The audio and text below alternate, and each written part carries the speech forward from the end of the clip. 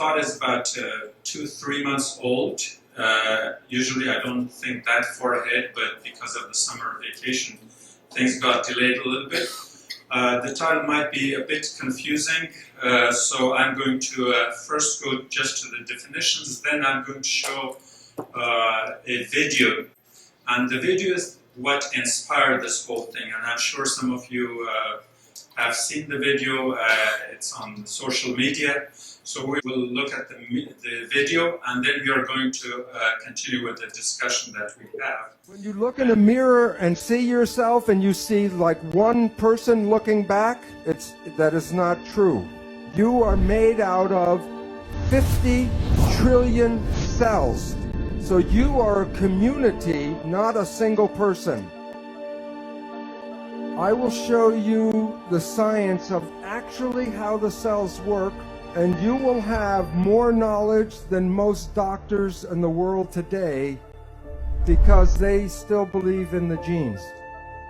Here is the simple truth. A gene is a blueprint. Are you reading the blueprint or are you not reading the blueprint? And the gene does not make that decision. The gene is read or not read. And what do you think controls the signal? Perception. Every cell has about 1.4 volts, not too much. 50 trillion cells in the body times 1.4 volts is 700 trillion volts of electricity in your body right now. But your mind is the government for the 50 trillion cells. So if you change your thought and your mind, you can change the biology. And the mind is the primary cause of illness on our planet today. So you are not the victims of your genes because you can change any of your genes anytime. If you change your perception, you change the reading of your genes. If someone tells you you're going to have a disease and you believe that, then you can create the disease. Perception can rewrite the genetic code. So perception controls life. No two people see the world in the same way. They have different perceptions. And sometimes your perceptions can be right, and sometimes your perceptions can be wrong. Since perception controls biology, and since they can be right or wrong, then it's more accurate to say that belief controls biology. What you believe creates your life. On the inside and on the outside. You're not a victim of your genetics. You are responsible for what unfolds in your life. The placebo effect is when you have a very positive thought that something can heal you, even if it's a sugar pill, but you believe it's the real medicine, then you can heal yourself with that. So the pill didn't heal you, it was the thought that healed you. There is negative thinking, and it's called the nocebo effect. And in the same power that positive thinking can heal you, negative thinking can kill you. So if we were growing up and programmed with stronger beliefs, we would be more powerful than we are now. When you are conscious, you can rewrite the instincts, and when you become conscious, you can rewrite the experiences of your life. So that it is important to recognize that what we are not using enough of in our world today is consciousness.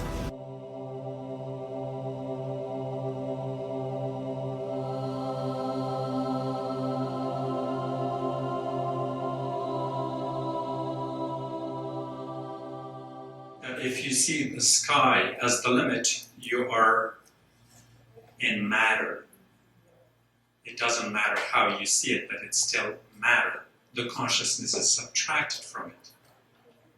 And so long as you're stuck in the matter, there's no way getting out of it. And you know that scientists today keep exploring the ever-expanding universe, and they can never get to the end of it. And the human mind is incapable of grasping that concept. What is behind the beyond. How far do we go? What is there? Does our recognition of the entities within the cosmic reality give it an essence of being? And if so, what is on the other side? So there's no way of going beyond that. So the word consciousness, it's spelled beautifully with a C-O-N from Latin, meaning together. So consciousness is the combination or the coming together of the knowingness, the knowledges, the sciences that we have, whatever we have. In other words, we often put our own label on the knowledge we have. My idea, your idea, his idea. Ideas do not accept identity. We are too small for an idea to carry it in totality. The consciousness that goes through us, we become a vehicle for it. We are not it. One could say philosophically that when I say it's my idea, that should be considered blasphemous. Because idea is so free-flowing. Just because it made me a means to flow through, nothing gives me the right to claim its ownership. But our thinking is usually that way. So we will define consciousness from the various meanings, the one which has the awareness by the mind of itself. The key word is itself. The fact of awareness by the mind of itself. So when the mind becomes aware of itself, of what it is. Now, what is the mind? Again, the materialistic thinking would automatically take us to the neuron endings, to our brain, and to anything that's tangible. No, the brain is the means. That is the vessel. That is the chalice. Consciousness emerges from the operations of the brain. So therefore, the brain is the vehicle. It's not the real thing. Two other words that might raise eyebrows. One is sacred, and again, there are so many different meanings. The ones that we are using is connected with God, dedicated to a religious purpose. That's the common definition. I'm not interested in that part of it. And the second one would be regarded with great respect and reverence. So that is whatever is holy to you. If you use that a means by which you understand, that would be sacred. And then the counterpoint would be the profane down at the bottom, which is related or devoted to that which is not sacred. If we kind of summarize what we saw in the video,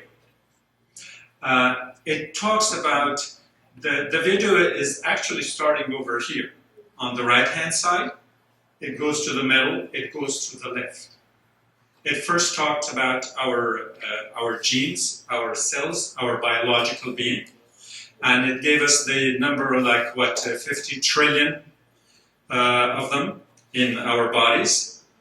But then out of those 50 trillion, if we give them the entity, if we give them the essence, if we give them the value that, in my opinion, they do not deserve, then wouldn't be insulting, at least, to say that we are cells walking around. And it doesn't matter if there are certain trillion numbers in my body and yours and his and hers. We are not just cells. Yes, we are cells, but those cells carry something else. Just like the brain. The brain is within our heads, but the brain is the vehicle by which the mind, which is totally non-physical, comes into manifestation. So, taking again in a summary form, the 50,000 trillion, something like that, whatever the number, of cells by themselves are not important unless that which gives them life. And what is life? Life is motion. Life is movement. Movement is not possible without energy. Energy has to be created. And in these ones, they are created by, in each single cell, by a 1.4 volt energy. Let's, for simplicity's sake, call that electricity. So we come to life. Every cell within us comes to life through that electricity. Now, when one cell is alive, that's one thing. When all those 50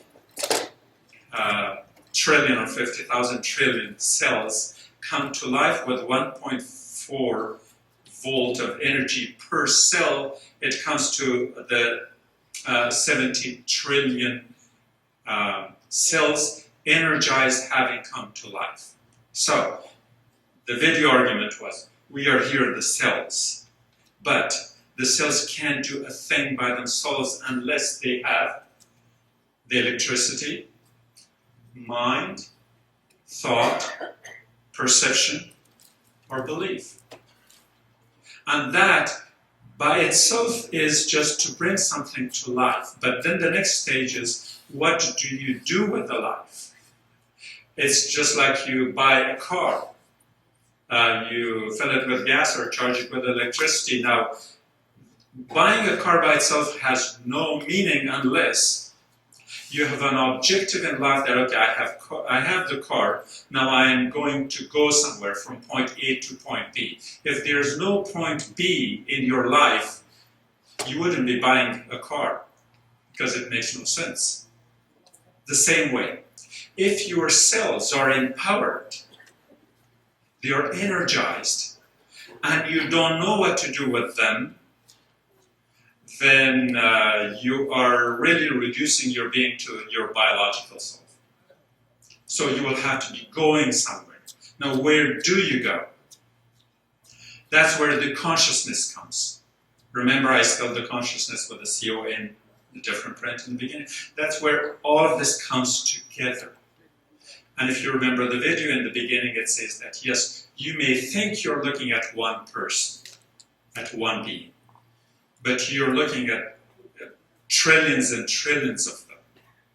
Yes, because you give it an identity of a singular name, and of course with the egocentric element in there, you have to say it in singularity, but there is no singularity. You're a plurality, a collectivity.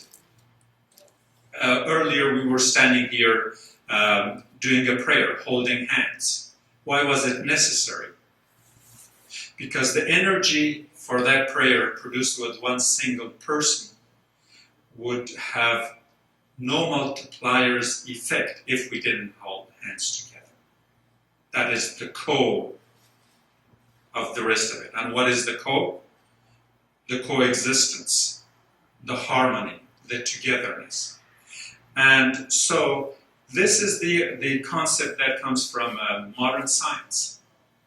It's probably maybe a year or two old, the most. So this is the most recent, what science tells us as how we should be thinking.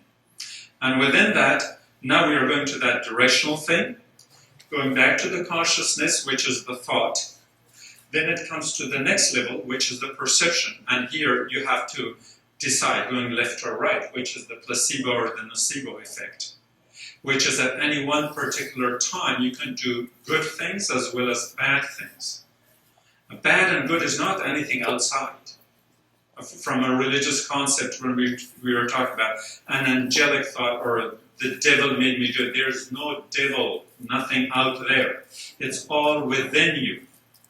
It's that energy produced within your cells that you can, through the power of your thought, direct in a positive way or in a negative way.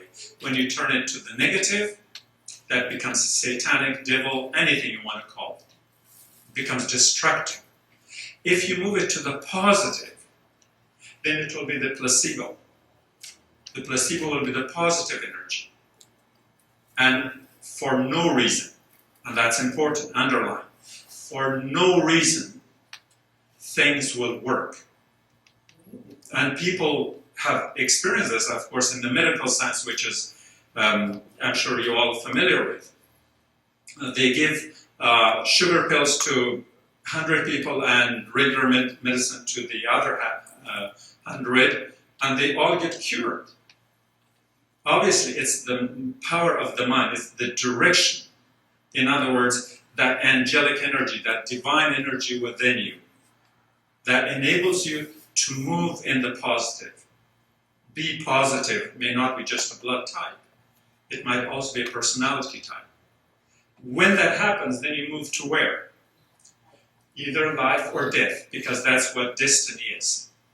Now, destiny in Farsi is called sarnavesh. It is that which you write.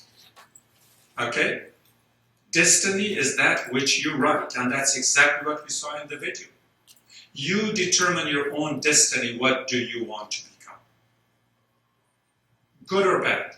Once you decide it, you will be able to do it. In other words, you have directed all that energy, the 70 trillion volts, which is a much bigger number than the 50 trillion for the cells.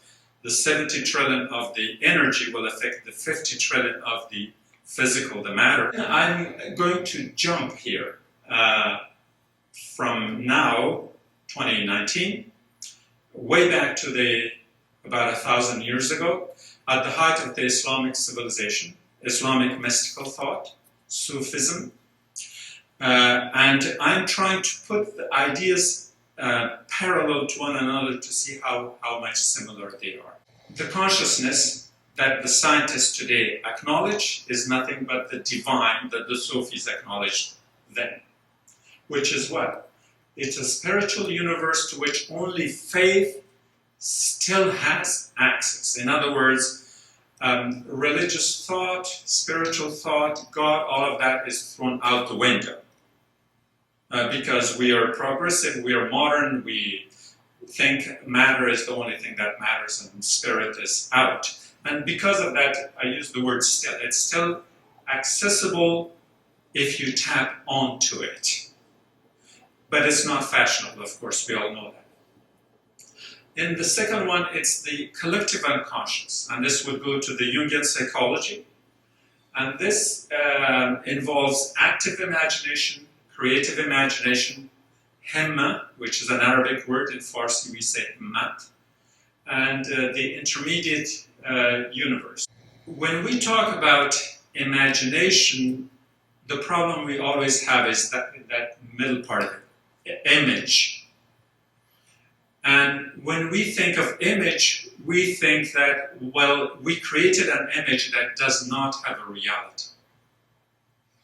The image you create in your mind could be an image of fantasy, of daydreaming, which is fine. The human mind is capable of that. But you could also create that image in a positive way to do something with it. And so when you become the instrument of creating an image of something and then directing it in a positive way, then it becomes the exact same placebo effect we had in the previous discussion. Think about, was it Michelangelo carving David? They said, how come you were able to imagine David? He said, because I saw David, they saw the stone.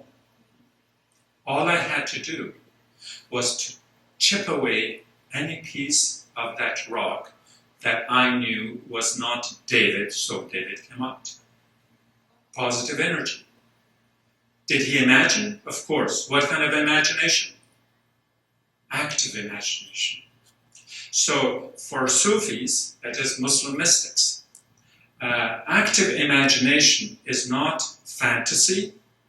It's a force majeure. It's a power. It's an energy field within you that you can direct in some way, and you can change, your life and others. You can do magics with it, but it is not a dormant image that just comes and appears there and it's gone. It's an image that's more like a blueprint that directs you, that sends you in some way. Hima is the inner energy where you thrust yourself in a positive direction. And all of a sudden, it has this multiplying effect, like Greta Thunberg.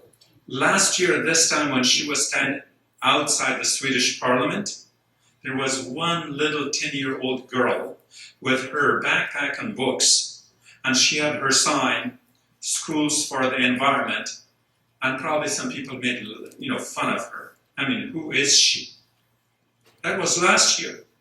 Now, a year later, that positive energy in her resulted in millions and millions of young people around the world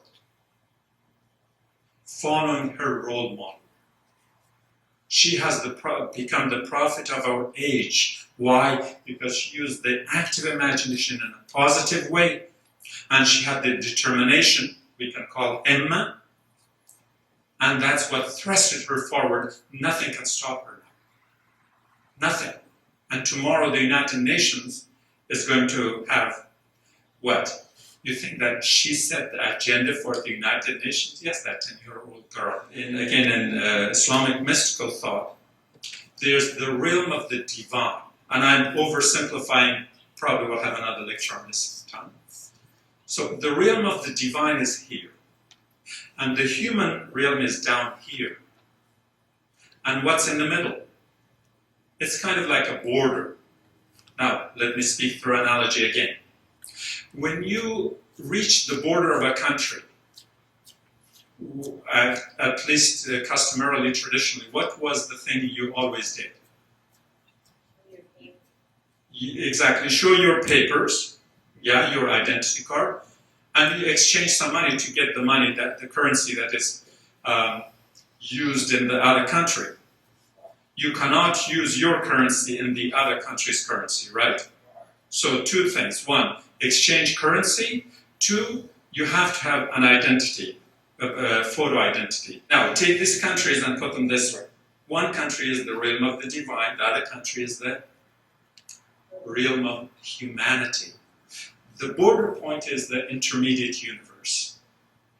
Now, how is God going to talk to you or communicate with you if He is in a different world? Or in other words, how are you going to talk to God if you don't have the currency of that universe?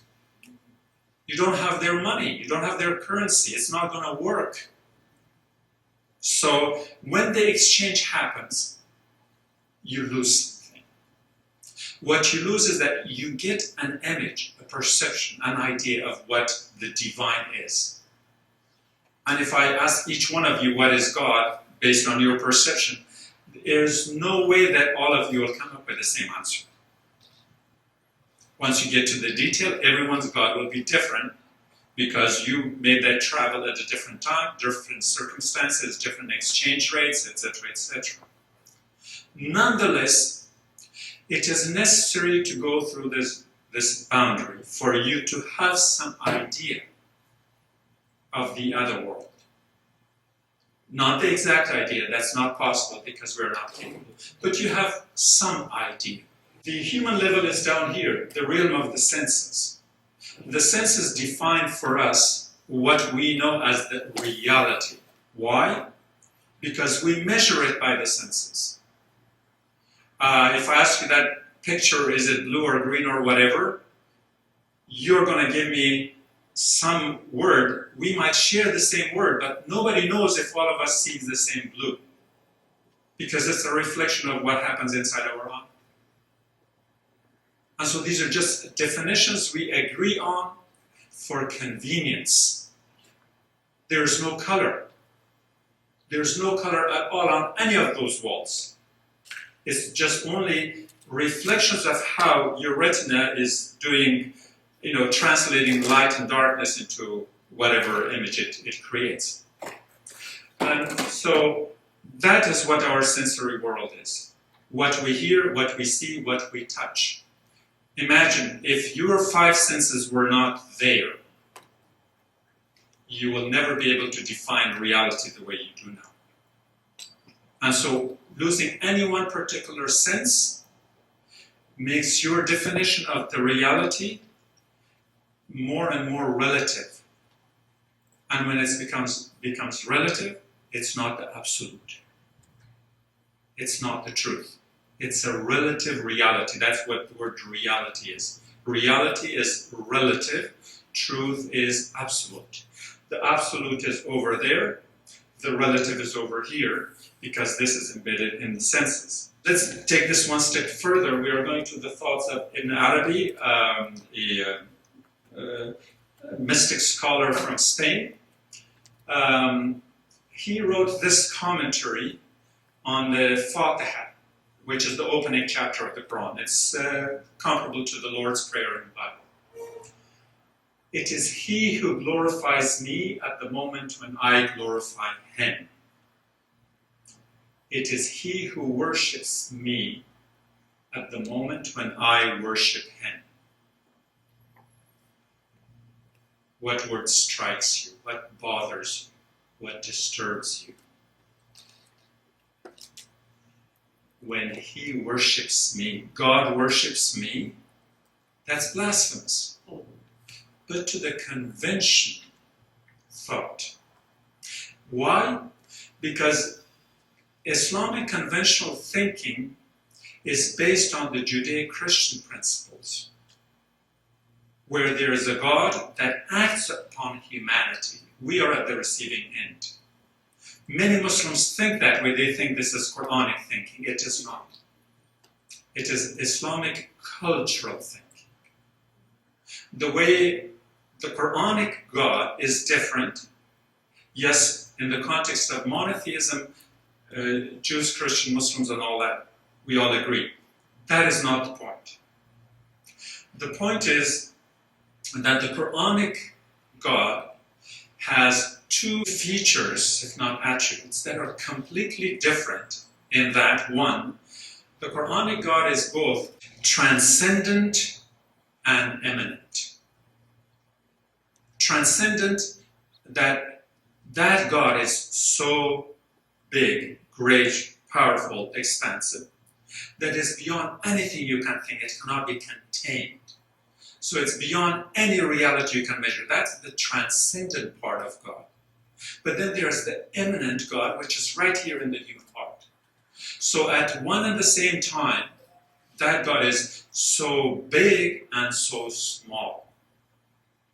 And in that sense, the Qur'anic God is different, and there is a different element to it, different than the Christian and Jewish belief system, if my understanding of those two faiths are correct, is that it's a reciprocal God, it's an interactive God. This God doesn't act upon you, it acts with you. You act upon God, God acts upon you. It's that energy. Remember we talked about placebo-nocebo effect? So the Qur'anic God is the God within, and it is inviting you. The word for prayer in the Quran is dua. Dua comes from da'wah. Da'wah comes invitation. God is inviting you to the right real. Come talk to me, speak to me, ask me. The Quran has many, many verses. It says, ask me. Why would God ask humanity to ask for something? It's not that there is a question of need involved in it. No. It's the question of interaction and reciprocity. Many times there are things in Islamic belief system where things happen and they will happen and nothing can deter it. That's called ajal mutlaq. It will happen absolutely, nothing can happen. But then at the same time, there's ajal ma'alaq, or ajal musamma. What this means is that God has drawn part of the blueprint and has left the rest of it. In the second part, it depends on what decision you make. And that's how that decision will affect God's decision, and therefore it becomes reciprocal. Well, let me tell you a short anecdote of, again, this from the Islamic culture, that Moses was going to have an audience with the Almighty. And on the way, Moses saw a shepherd with a big, sheep and all that. And Moses told him, said, like, hey, wait a minute, you are so careless, it will rain, the flood will wash all, your whole flock.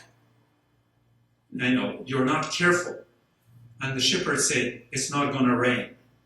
And Moses said, what do you mean it's not going to rain? You're just a shepherd. And the shepherd said, I know, it's not going to rain. Moses went and had an audience with God. And when he was leaving, he's like, well, I saw this shepherd and he said it was not going to rain. And God said, he's right, it's not going to rain. And Moses took, Columbo, 1 or 2 steps and said, like, yes, God Almighty, but I feel embarrassed if I go there, I find him, the shepherd, being right and I, the prophet of God, am wrong. He said, but could you do something? And of course, God understood. And so when Moses went down and saw that it had rained and the flood had come and washed the whole flock and everything is gone, and so the poor shepherd was shivering, all soaked and wet. Moses said, I think you said it was not going to rain. And the man said, that's right, it was not going to rain except for some mean-spirited people. The idea here is that, yes, that part of the blueprint was not finished. And God left it to this shepherd and this other man, Moses, to kind of interact and reciprocate what God wanted. And so one of the reasons we pray when we say, Inshallah, is that we say, I am doing this, but I'm inviting that energy in. Remember that first positive energy. So you invite the energy in. To go back to what's in here, is that in the reciprocity, we worship God as much as God worships us. This is Qur'anic.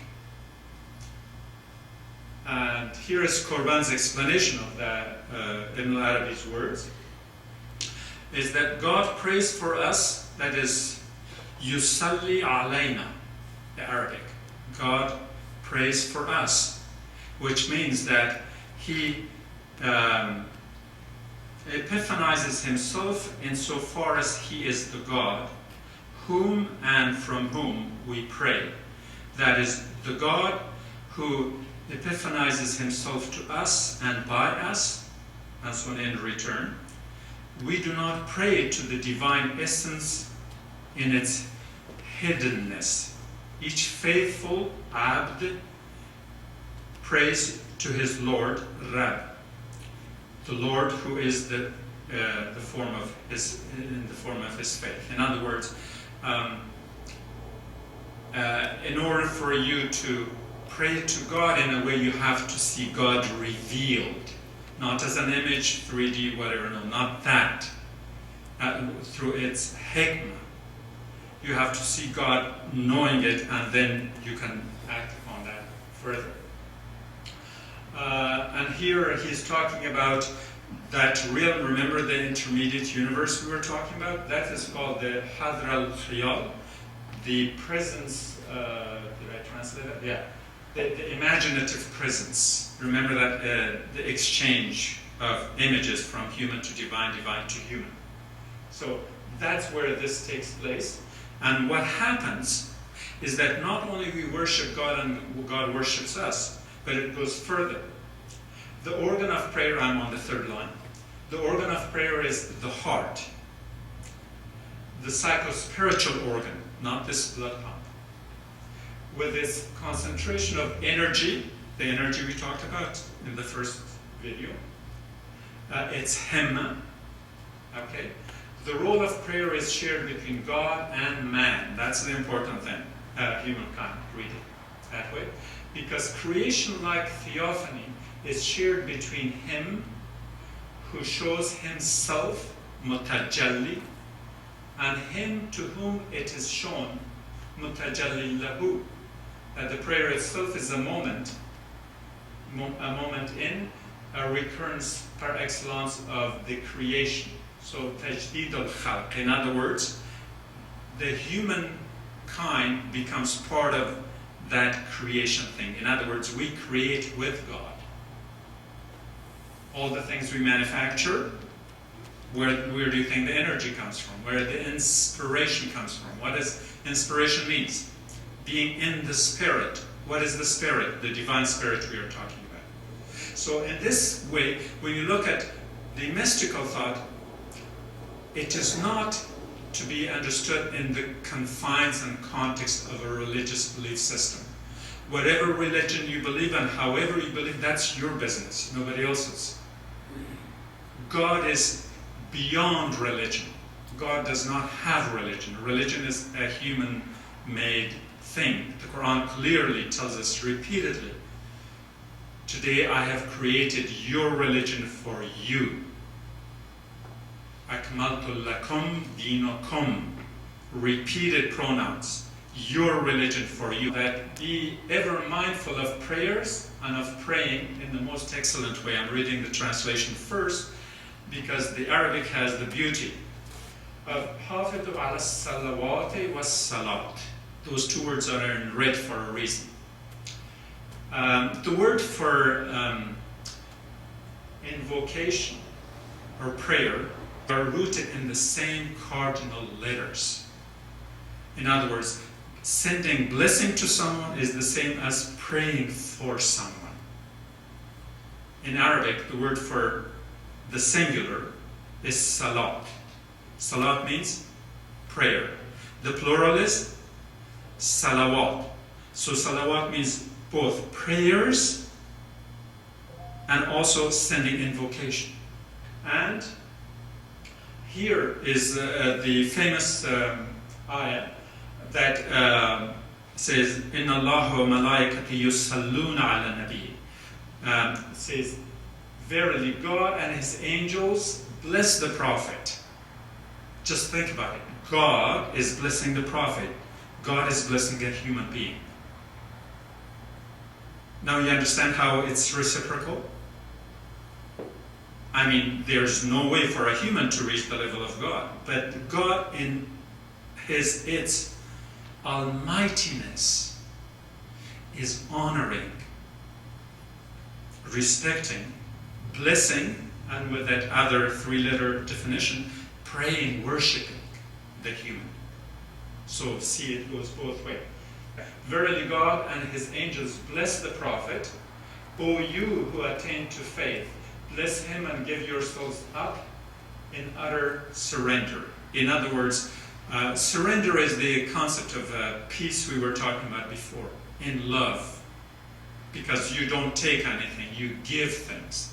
It says, so you have to symbolically bless the Prophet through complete willingness of the self. Not because you have to. Not because you're obligated. But it has to be out of love. Because if it isn't, then it cannot be self-surrender. And the self-surrender will be the wasallimu taslima, which is the word for Islam. And Islam means surrender. And so this is part of that surrendering to the harmony and convergence of all energies in the universe. And so if it's manifested in one human being, so be it. Fazkuruni askurkum. If there was any doubt left in your mind, literally it means, so remember me and I shall remember you. But the word zikr, which is one kind of worship, has two forms. One is called zikr khafi, which is the unuttered remembrance. So like if you compare it to the Buddhist mantras, there are certain mantras you have to announce and pronounce and sing and chant loudly. But there is another kind which you have to say in your heart, in silence. And when you do that in silence, who's going to hear it? Nothing except you experience it in the heart. So then the correct translation for that would be, have me present in your heart, and I shall have you present in myself. That is the height of the reciprocity of the human and the divine in Islam. We go back to another definition of the active imagination. in the context, now we are combining it with the consciousness. So active imagination is both conscious, willed, and spontaneous autonomous process. Now, if you can have that image from the video you saw in the beginning, how it happens, that positive energy, okay? It has to be conscious, willed, and spontaneous autonomous process. What happens to it? Through the annihilation in the divine. In other words, this polarity between the God and human, you have to become nothing so you can spin around God. If your ego is too powerful that you have gained centrality, then you're spinning the God around yourself. You spin the God around yourself, you became the God. But if you spin yourself around God, then God remains what it ought to be. And it's in that sense that the annihilation it means, you become the zero, so God becomes the absolute one. There can't be one there and one here. That's duality. So, through annihilation in the divine, the mystic opens himself to receive theophanies, resulting in a life lived perpetually in awareness of divine presence. Union with the divine is the aim of the mystic, becoming one. Imagination, active imagination, is a projection of the inner soul upon the outside world. Where did I tell you God was? Within you. What happens here? You project it outwardly. I conclude with a poem by Rumi. چندان که خواهی در نگر در من که نشناسی مرا زیرا از آن کم دیده من صد صفت گردیدم در دیده من اندرآ و از چشم من بنگر مرا زیرا برون از دیده ها منزلگه بگزیده‌ام. Look me straight in the eyes till you no longer recognize who I am. From what little you know of me, I've become 100 attributes. Enter mine eyes and look at me from within, because I have chosen a dwelling outside of these eyes, implying that our physical boundaries should not be determined by what we can or cannot see. The boundary in the eye, that side and this side, doesn't really exist. And Rumi says, you get inside my eyes and look at the world from here, you will find me on the outside. You thought I was on the inside. So he's playing with words to tell you that that initial concept of consciousness, togetherness, that we are all one, that not even our physical boundary of the body, the skin and bone, the frame, cannot contain us within or keep us outside of it, that we could fall on both sides. And therefore, spiritual consciousness, because it takes its roots. Now we go back to what was the title? Consciousness, sacred or profane. And I also had probably a good definition, a title in Farsi, Taqaddus dar zamir agah. In other words, we have a holiness of the divine within us as energy that moves us. That we are as holy because we have been made holy by that same energy, which is the divine energy. What we saw in the video had more modern terminologies, okay? The placebos and, the volts, the energy, electricity, all that. That's fine, it doesn't matter, so long as you get an idea of the oneness, that God is not a separate entity that's within us. But thank you for being part of our collective consciousness.